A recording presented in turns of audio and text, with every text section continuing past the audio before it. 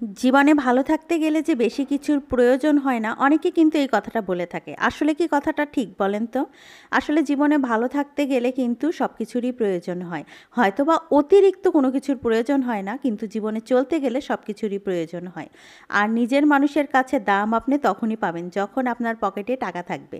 যদি আপনার পকেটে টাকা থাকে তাহলে নিজের মানুষ কেন, বাহিরের মানুষের কাছেও আপনি দাম পাবেন। আর যদি পকেটে টাকা না থাকে তাহলে নিজের মানুষ আপনাকে কখনোই পরিচয় দেবে না। দেখা যাবে বাহিরের কোনো মানুষকে নিয়ে তারা খুবই টানাটানি করছে, কিন্তু আপনার ক্ষেত্রে সম্পূর্ণই আলাদা। দেখা যাবে আপনাকে এড়িয়ে চলছে, বা হয়তো বা এমনও হতে পারে যে আপনাকে না বললেই নয় বা খারাপ দেখায়, তার একটা দাম কমে যাবে বা তার একটা মান কমে যাবে, যার কারণে হয়তো বা অনেক সময় আপনার সাথে কথা বলে বা যে কোনো অনুষ্ঠানে আপনাকে দাওয়াত করে আনে। কিন্তু তাই বলে যে আপনাকে মন থেকে দাওয়াত করে বা মন থেকে সম্মান করে বা চায় যে আপনি সেখানে যান, তা কিন্তু না। আসলে না, জীবনে ঠেকতে ঠেকতে অনেক কিছুই শিখে গিয়েছি।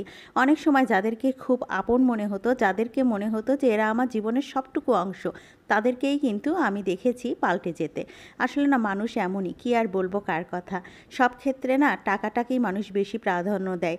আর এখন যে যুগ জামানা নেমে এসেছে, তাতে তো টাকা ছাড়া কোনো কিছুই হয় না। দেখা যায় একটা দিন যদি আপনি একটা টাকা খরচ না করেন, তাহলে সেদিন কোনো দিনও পার হতে চায় না। টাকা পয়সা মানুষের জীবনে এমন একটা জিনিস এখন হয়ে দাঁড়িয়েছে, যেখানে টাকা পয়সা সেখানেই মান সম্মান, যেখানে টাকা পয়সা নেই সেখানে আসলে সম্মানই নেই। আসলে কথাগুলো না আমার হয়তো বা অনেকের কাছে খারাপ মনে হবে, অনেকে হয়তো বা আমার সাথে একমত হতে পারবেন না, কিন্তু তাদের উদ্দেশ্যে আমি একটা কথাই বলবো, হয়তো বা আপনারা এখনও ঠেকে যাননি। ঠেকে গেলে অবশ্যই ব্যাপারটা বুঝতে পারবেন। যারা ঠেকেছে তারাই কিন্তু শিখেছে। আর আমার ক্ষেত্রে কিন্তু সম্পূর্ণ তাই হয়েছে।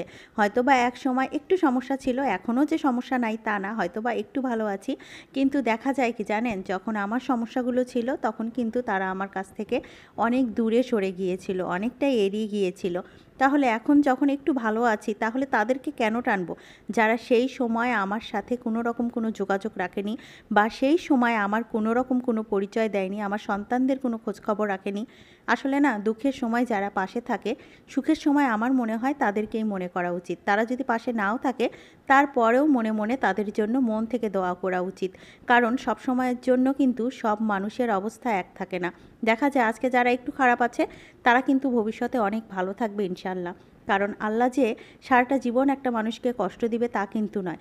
দুঃখের পরে সুখ আসে, এই কথাটা ছোট থেকে শুনেছি, জানি না কতটুকু সত্যি, কিন্তু আমার মনে হয় কথাটা পুরোটাই সত্যি। কারণ যখন সমস্যায় ছিলাম তখন আল্লাহর উপর বিশ্বাস করে এগিয়ে গিয়েছি, চেষ্টা করেছি। আলহামদুলিল্লাহ ভালো আছি, অনেকটাই ভালো আছি। আল্লাহ তুমি যা রেখেছো অনেক ভালো রেখেছো। তো যাই হোক, তারপরে রান্নাবান্না শেষ করে ঘরে এসে দেখি এই তো আমার সোনা বাচ্চাটা এখানে শুয়ে শুয়ে গা চাটাচাটি করছে। এই পুষি কিন্তু আমাদের বাসার সবার আদরের। পুষি একটু অসুস্থ। তো আপনাদের কাছে আজকে আমার একটাই অনুরোধ থাকবে যে আমাদের পুষির জন্য সবাই মন থেকে দোয়া করবেন, যাতে করে আমাদের আদরের সোনা মানিকটা তাড়াতাড়ি সুস্থ হয়ে যায়। আল্লাহ হাফেজ।